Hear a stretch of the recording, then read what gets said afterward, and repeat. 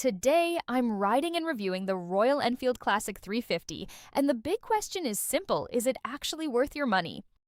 Now, I've spent some real time with this bike in city traffic and on open roads, and it definitely has that old school charm people talk about.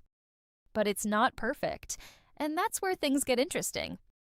First off, the Classic 350 is all about relaxed riding with a smooth engine and a solid, heavy feel that gives you confidence on the road.